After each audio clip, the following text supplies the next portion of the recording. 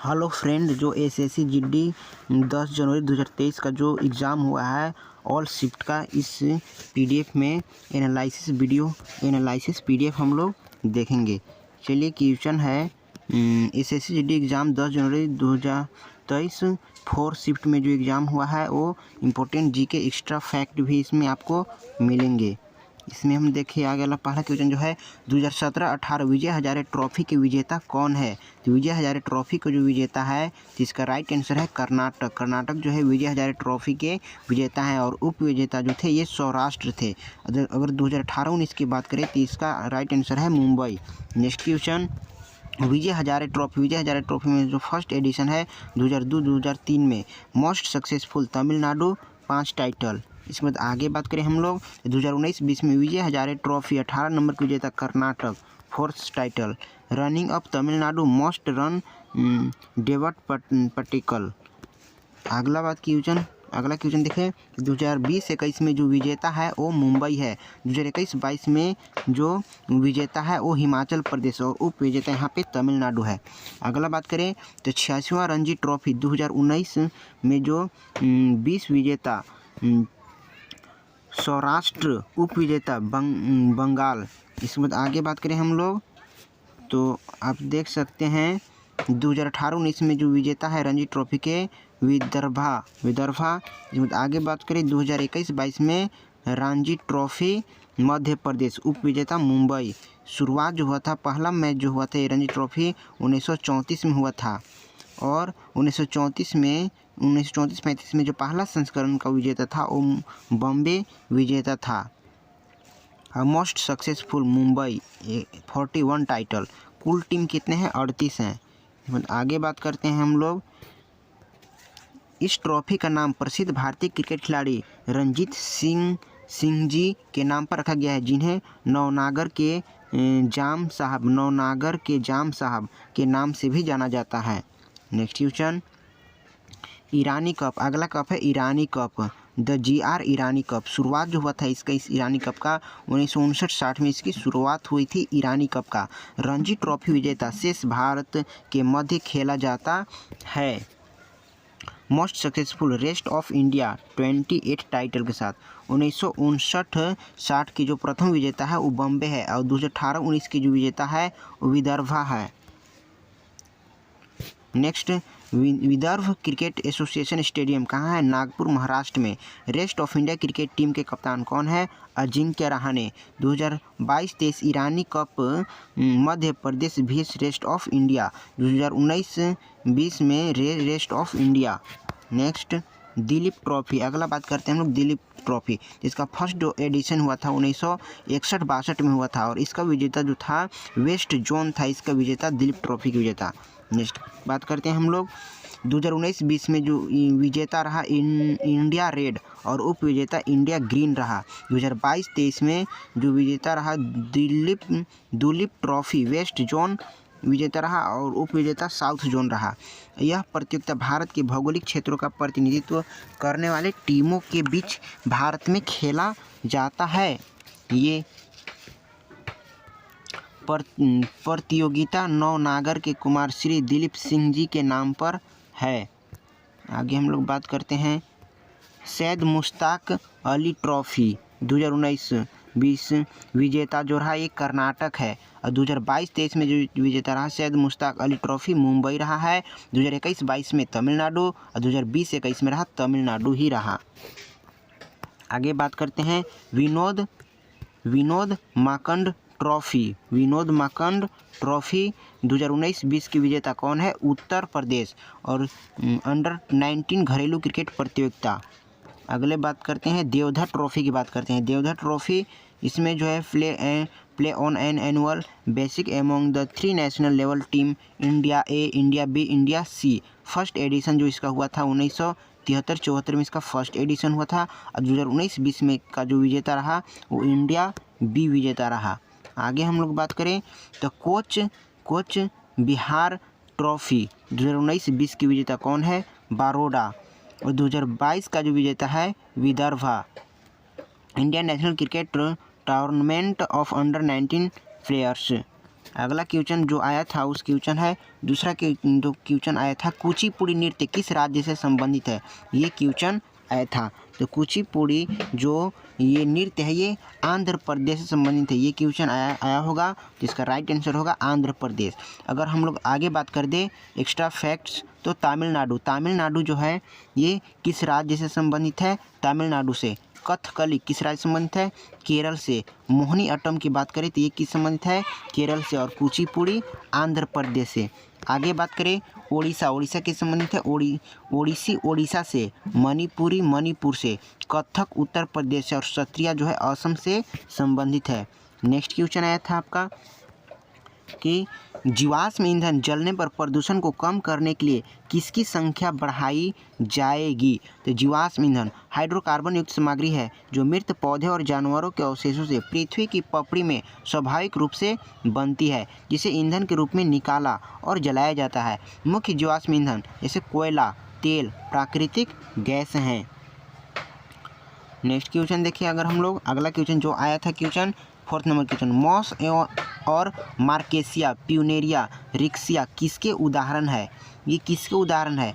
तो ये जो है मॉस हो गया आपका, फिर मार्केसिया हो गया, फिर प्यूनेरिया हो गया और रिकेसिया, ये जो है ब्रायोफाइटा के उदाहरण है मॉस। आगे बात करते हैं ब्रायोफाइटा शैवाल, लिवरवॉर्ट, हॉर्नवॉर्ट के अनौपचारिक समूह के नाम है। थैलोफाइटा के उदाहरण, थैलोफाइटा के उदाहरण अगर ये क्वेश्चन आता है तो नेक्स्ट शिफ्ट में आ सकता है। थैलोफाइटा के उदाहरण जैसे कैलेडोफोरा, स्पाइरो गैरा, उल्वा कारा और यूलोथ्रेक्स, ये आपका आ सकता है नेक्स्ट शिफ्ट में। आगे बात करें टेरिडोफाइटा से, टेरिडो जो फाइट्स हैं, टेरिडोफाइट से इसका उदाहरण है जैसे मार्सिलिया, फॉर्न, हॉर्सटेल, ये इसका उदाहरण है। टेरिडोफाइट्स, मार्सिलिया, फॉर्न और हॉर्सटेल। अगला क्वेश्चन की बात करें हम लोग, नेक्स्ट क्वेश्चन की बात करें तो नौसेना में पहला स्वदेशी विमान वाहक पोत INS विक्रांत को किसने देश को समर्पित किया है। तो नौसेना में पहला जो स्वदेशी विमान वाहक पोत था INS विक्रांत, ये किसने देश को समर्पित किया, किसने देश को समर्पित किया। तो प्रधानमंत्री नरेंद्र मोदी ने एक कार्यक्रम में इसे देश में समर्पित कर दिया है 2 सितंबर 2022 को। कोचिन शिपयार्ड पर तैयार किए गए इस विमान वाहक पोत के निर्माण 20,000 करोड़ रुपए की लागत आई है। इस कोचिन शिपयार्ड में तैयार किए गए हैं। मोदी जी ने इसे ऐतिहासिक और आत्मनिर्भर भारत का असाधारण प्रतीक कहा है मोदी जी। तो ये सब एक्स्ट्रा फैक्ट हैं, याद कर लीजिएगा। नेक्स्ट क्वेश्चन आया था, हमारे संविधान में कुल अनुच्छेद एवं अनुसूचियाँ कितनी है। अगर हम लोग संविधान के प्रारंभ में होने का समय अगर कुल भाग की बात करें तो 22 भाग थे, और जो अनुसूचियाँ थी 395 अनुच्छेद थे और 8 अनुसूचियाँ थी। अगर हम लोग अभी की बात करें तो अभी जो वर्तमान में है ये 25 भाग हो गए हैं, और जो अनुसूचियाँ हो गई पहले 8 अनुसूचियाँ थी, अब हो गया 12 अनुसूचियाँ। अब पहले 395 अनुच्छेद थे, अब जो अनुच्छेद हो गए 470 अनुच्छेद हैं, और इसमें सभी 105 संशोधन शामिल है। और जो हमारे संविधान में जो संशोधन हुए हैं 105 संविधान संशोधन हुआ है। अगर नेक्स्ट बात करें हम लोग एक्स्ट्रा फैक्ट, तो 100वां संविधान संशोधन अधिनियम 2014 भारत और बांग्लादेश के बीच वर्ष 1974 का भूमि सीमा समझौता के तहत भूखंड का आदान प्रदान किया गया। अगला क्वेश्चन की बात करें, अगला फैक्ट, तो 101वां संविधान संशोधन एक्ट कब हुआ था। 101वां संविधान संशोधन एक्ट किससे संबंधित है, तो ये 2017 वस्तु एवं सेवा कर GST से संबंधित 101वां संविधान संशोधन, और ये 2017 में हुआ। अगला बात करें 102वां संविधान संशोधन 2018 में, तो ये किससे संबंधित है, तो राष्ट्रीय पिछड़ा वर्ग आयोग को संवैधानिक दर्जा दिया गया। तो राष्ट्रीय पिछड़ा वर्ग आयोग से संबंधित है 102वां संविधान संशोधन। और 103 जो संविधान संशोधन है ये 2019 में हुआ था, और ये आर्थिक रूप से कमज़ोर वर्गों के लिए 10% का आरक्षण की व्यवस्था की गई है 103वां संविधान संशोधन में। अगला क्वेश्चन की बात करें 104वां संविधान संशोधन, ये दिसंबर 2019 में हुआ, और जो इसमें क्या हुआ था कि लोकसभा और विधानसभाओं में अनुसूचित जातियों और जनजातियों के लिए आरक्षण की अवधि 10 वर्ष तक के लिए बढ़ा दिया गया है। आगे बात करें 25 जनवरी 2030 तक के सीटों का आरक्षण बढ़ाने का प्रावधान। 105वां संविधान संशोधन ये राज्यों को अपने यहाँ सामाजिक व शैक्षिक रूप से पिछड़े वर्ग की पहचान करने का अधिकार देता है। 105वां संविधान संशोधन। नेक्स्ट क्वेश्चन की बात करें हम लोग तो कलिंग युद्ध किसके समकालीन था? जो कलिंग का युद्ध जो था ये किसके समकालीन था? तो अशोक के 13वें शिलालेख में कलिंग युद्ध का उल्लेख किया गया है। युद्ध मौर्य शासक अशोक एंड कलिंग शासक पद्मनाभा के मध्य 261 BC में लड़ा गया था, यानी पद्मा के बीच में ये युद्ध हुआ था। अशोक और कलिंग के जो शासक था, जो रानी थी वो पद्मा थी, इसके बीच लड़ा गया था युद्ध। 261 BC में लड़ा गया था। कलिंग विजय अशोक की आखिरी विजय थी और कलिंग युद्ध के बाद अशोक के बौद्ध धर्म अपनाया था और इस युद्ध को विजय नहीं कर पाए थे, अशोक जी नहीं जीत पाए थे। अगला क्वेश्चन की हम लोग बात करें तो 8वां क्वेश्चन 2000 के नोट के पीछे किसका चित्र अंकित है? जो 2000 के नोट के जो पीछे है ये सांची स्तूप का चित्र अंकित किया गया है। और सांची का स्तूप कहाँ है? तो ये मध्य प्रदेश में है। 10 रुपये के नोट के पीछे क्या है? तो कोणार्क मंदिर है, ये उड़ीसा में कोणार्क मंदिर है। 20 रुपये के नोट के पीछे एलोरा की गुफा। नेक्स्ट क्वेश्चन की बात करें तो 50 रुपये के नोट के पीछे हम्पी का रथ और ये कर्नाटक में स्थित है। 100 रुपये के नोट के पीछे रानी की वाव, ये गुजरात में स्थित है। 500 रुपये के नोट के पीछे रेड फोर्ट है और ये दिल्ली में स्थित है। और 2000 के नोट के पीछे मंगलैन स्थित है। तो ये सब बहुत ही इम्पोर्टेंट क्वेश्चन है जो परीक्षाओं में पूछे जाते हैं। नेक्स्ट क्वेश्चन की बात करें तो उत्तराखंड का ब्रांड एम्बेसडर कौन है? अगस्त 2022 का क्वेश्चन पूछा गया है। तो उत्तराखंड का जो ब्रांड एम्बेसडर है ऋषभ पंत जी हैं। ऋषभ पंत जो उत्तराखंड राज्य सरकार के अपने स्टेट ब्रांड एम्बेसडर नियुक्त किया गया है। नवंबर 2022 में लेखक एवं संगीतकार पद्मश्री प्रसून जोशी को ब्रांड एम्बेसडर बनाया गया है। आप देख सकते हैं ये सब एक्स्ट्रा फैक्ट्स हैं। अगला क्वेश्चन अगर हम लोग बात करें तो राष्ट्रपति द्वारा राष्ट्रीय आपातकाल के दौरान कौन से अनुच्छेद को निलंबित नहीं किया जा सकता है? तो अनुच्छेद 20 और 21 को ये निलंबित नहीं कर सकते हैं हम लोग।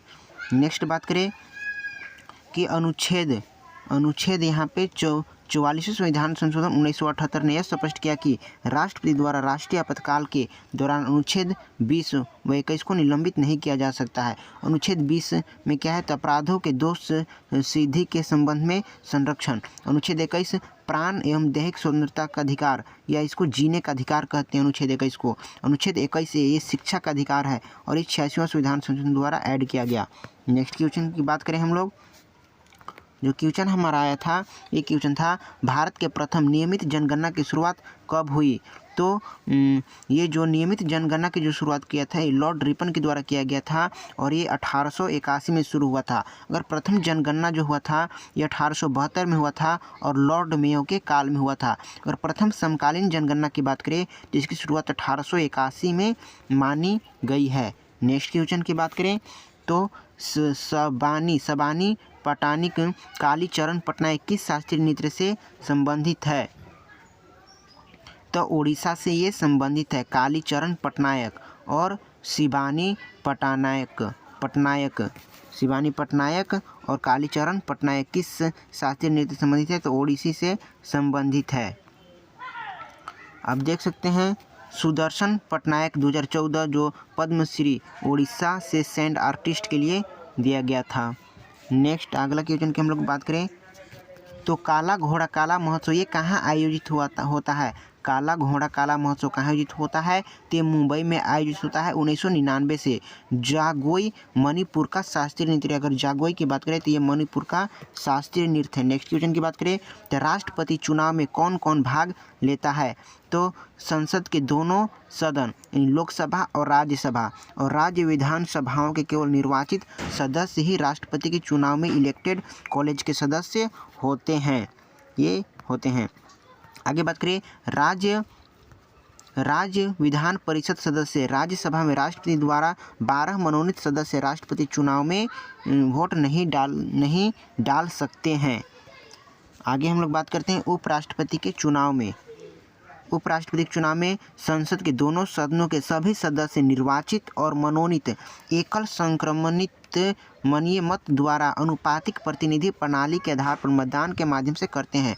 राष्ट्रपति के चुनाव के विपरीत राज्य विधानमंडल के सदस्य इसमें भाग नहीं लेते हैं। उपराष्ट्रपति का चुनाव निर्वाचक मंडल यानी इलेक्टोरल कॉलेज करता है। राष्ट्रपति चुनाव में राज्यसभा में राष्ट्रपति द्वारा 12 मनोनीत सदस्य को भी चुनाव में वोट डालने का अधिकार नहीं होता है।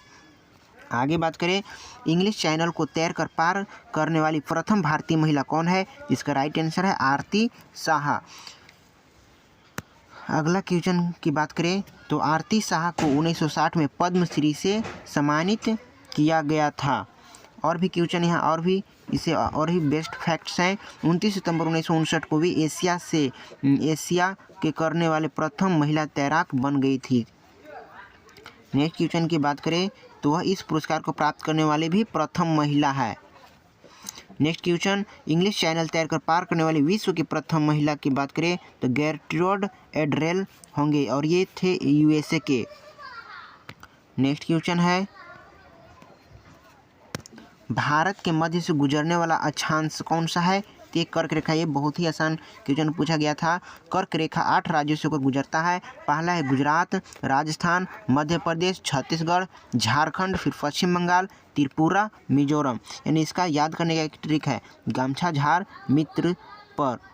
इससे आप बैठा सकते हैं। ग से गुजरात, म से मध्य प्रदेश, इस तरह से आप कर सकते हैं। गमछा झार मित्र पर ये ट्रिक है। इस ट्रिक पर सभी राज्य सुटेबल बैठते हैं। नेक्स्ट क्वेश्चन की बात करें अगर हम लोग देखें तो कर्क रेखा ट्रॉपिक ऑफ कैंसर जिसको बोलते हैं, ये भूमध्य रेखा से 23.5 डिग्री उत्तर में और पृथ्वी पर अक्षांश के समांतर है। माही नदी 2 बार कर्क रेखा को काटती है और पहली मध्य प्रदेश में जहां से यह राजस्थान की ओर बहती है और गुजरात में प्रवेश करती है जहां यह दूसरी बार काटती है। यानी पहली मध्य प्रदेश में काटती है और जहां यह राजस्थान की ओर बहती है और गुजरात में प्रवेश करती है तब ये फिर काटती है दूसरी बार। नेक्स्ट क्वेश्चन की बात करें तो पीला ग्रह कौन सा है? तो पीला ग्रह कौन सा है? Venus planet is yellow in colour. यानी वेनस जो ग्रह है, यानी वेनस जो शुक्र जो ग्रह है, ये पीला ग्रह इसको बोलते हैं। Stern is yellow in colour and has many rings and satellite. Neptune in the blue coloured planet. अगला क्वेश्चन की बात करें, कपड़ा मंत्रालय एक स्कीम, इससे आया था क्वेश्चन। अब है पंचवर्षीय योजना से बहुत ही क्वेश्चन पूछा जाता है। यानी एनटीपीसी, ग्रुप डी, बहुत सारे एग्जाम जो पीछे हुए हैं वो सभी में पंचवर्षीय योजना से पूछा गया है। तो आगे आने वाला जो भी एग्जाम होगा उसमें भी ये पूछे जाएंगे, अगले शिफ्ट में भी। तो आप इस तरह से याद कर सकते हैं। जो फर्स्ट प्लान था वो 1951 से 56 के बीच हुआ था। सेकेंड प्लान 1956 से 1961 के बीच। इसके बाद आगे देख सकते हैं जो 10th प्लान जो हुआ था 2002 से 2007। 11th जो प्लान हुआ था 11वां प्लान, 11वीं पंचवर्षीय योजना 2007 से 2012 तक। और जो 12वीं पंचवर्षीय योजना था वो 2012 से 2017 तक। ये जो पहली पंचवर्षीय योजना है ये कृषि पर विकास से संबंधित थी और इस योजना कृषि को प्राथमिकता दिया गया था। पहली पंचवर्षीय योजना में कृषि को प्राथमिकता दी गई थी और दूसरी पंचवर्षीय योजना में औद्योगिक विकास से संबंधित था। आप देख सकते हैं।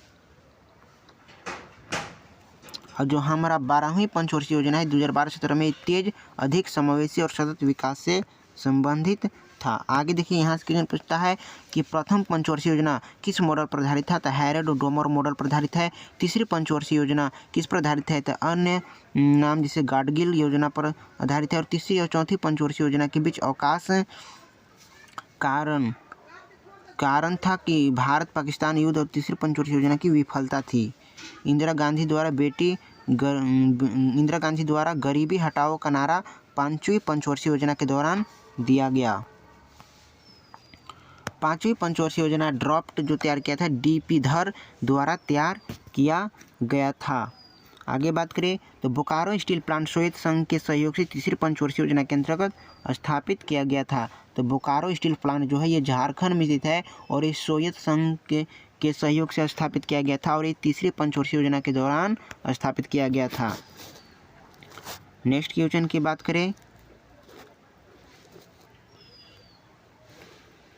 देखिए, चौथी पंचवर्षीय योजना में सलेम तमिलनाडु, विजयनगर कर्नाटक और विशाखापत्तनम इस्पात संयंत्र स्थापित किए गए थे चौथी पंचवर्षीय योजना के दौरान। नेक्स्ट क्वेश्चन की बात करें तो 50 रुपये का नोट किस कलर का है। देखिए कलर से क्वेश्चन पूछा जा रहा है। तो 50 रुपये के नोट पर फ्लोरेसेंट ब्लू कलर का है। 500 रुपये के नोट पर स्टोन ग्रे कलर है। 10 रुपये के नोट पर चॉकलेट ब्राउन कलर होता है और 20 रुपये के नोट पर ग्रीनिश येलो कलर और 100 रुपये के नोट पर ब्लू ग्रीन कलर और 2000 के नोट पर मैग्नेटा कलर का है। अगला क्वेश्चन देखिए, अब साइज से भी बहुत सारे क्वेश्चन एनटीपीसी ग्रुप डी में आए थे। 2000 के नोट का साइज जो है 66 mm से 166 mm था। यहाँ पे देख सकते हैं 50 रुपये के नोट का जो साइज था 66 mm से 150 mm, 200 और 66 mm, 2000 के नोट पर 66 mm और 146 mm। 100 रुपये के नोट पर जो न्यू वाला नोट है उसका जो साइज़ था 66 mm से 142 mm। अगर 50 रुपये के नोट की बात करें साइज, इसका साइज 66 mm से 135 mm और 20 रुपये के नोट का जो साइज है ये 63 mm से 129 mm और 10 रुपये के नोट का जो साइज है 63 mm से 123 mm। नेक्स्ट क्वेश्चन की बात करें, अगर हम लोग करें 10 रुपया के नोट पर, ये कोणार्क सन टेम्पल ओडिशा 10 रुपये के नोट के पीछे कोणार्क है। 20 रुपये के नोट के पीछे एलोरा की गुफा, 50 रुपये के नोट के पीछे हम्पी का रथ कर्नाटक में, 100 रुपये के नोट के पीछे रानी की वाव गुजरात में। इस प्रकार देख सकते हैं। नेक्स्ट क्वेश्चन है 21वां, ओलंपिक में भारत का प्रथम ध्वजवाहक कौन था। तो पुरमा बनर्जी 1920 में, 2022 में मैरी कॉम और मनप्रीत सिंह 2020 में। ओलंपिक का प्रथम ध्वजवाहक तो पुरमा बनर्जी हो जाएंगे 1920 में और 2022 में मैरी कॉम और मनप्रीत सिंह था। आईओसी द्वारा पहला ग्रीष्मकालीन ओलंपिक कब हुआ था। तो 1896 में हुआ था और पहला शीतकालीन ओलंपिक कब हुआ था 1924 में हुआ था।